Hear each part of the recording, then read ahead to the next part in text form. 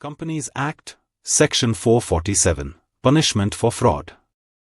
Section 447 of the Companies Act, 2013 establishes strong and comprehensive penalties for fraud committed in relation to the affairs of a company.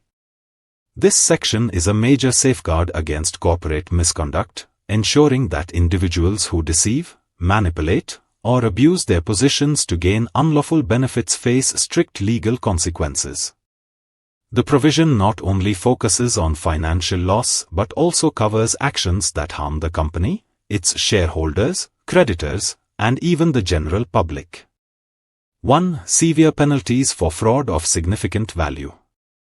If a person is found guilty of committing fraud involving at least 10 lakh rupees or 1% of the company's turnover, whichever is lower, then the punishment shall be imprisonment for a term not less than 6 months, which may extend up to 10 years, and a fine of not less than the amount involved in the fraud, which may extend up to 3 times the amount of fraud.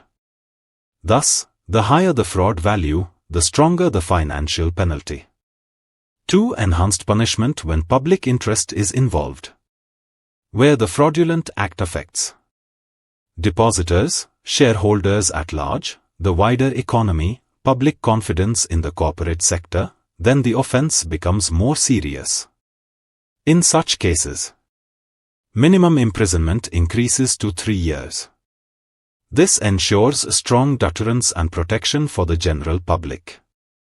3. Punishment for smaller value fraud without public interest. If the fraud involves an amount less than 10 lakh rupees or less than 1% of the company's turnover, whichever is lower, and does not involve public interest, then the punishment shall be comparatively lesser.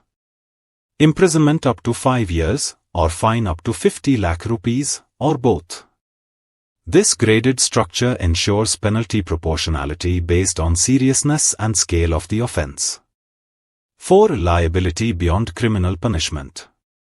The punishment under Section 447 is without prejudice to other liabilities under the Companies Act or under any other law. This means offenders may also be required to repay debts, return illegal gains, face civil suits or regulatory action. The offense may trigger consequences under other financial laws as well. 5. Explanation clause, definitions of fraud-related terms. To ensure clarity, the law provides detailed definitions. I. Fraud includes any act such as concealment of facts, deceitful intent, abuse of position, collusion or assistance in wrongdoing. Intent must be to deceive, gain undue advantage, cause harm or injury to the company, shareholders, creditors, or any person. Fraud is considered an offense even when no wrongful gain or loss actually occurs. Mere intent is sufficient. 2. Wrongful gain. Obtaining property by unlawful means when the person has no legal right to that property. 3. Wrongful loss. Loss of property by unlawful means where the affected party had a legal right to retain it. 6. Why Section 447 is extremely important. Enhances corporate governance and transparency, protects investors and creditors from exploitation. Creates a powerful deterrent against white-collar crimes, strengthens India's business integrity and global trust. Holds individuals personally accountable for financial misconduct. It is one of the strongest anti-fraud provisions in Indian commercial law. For more details, contact us.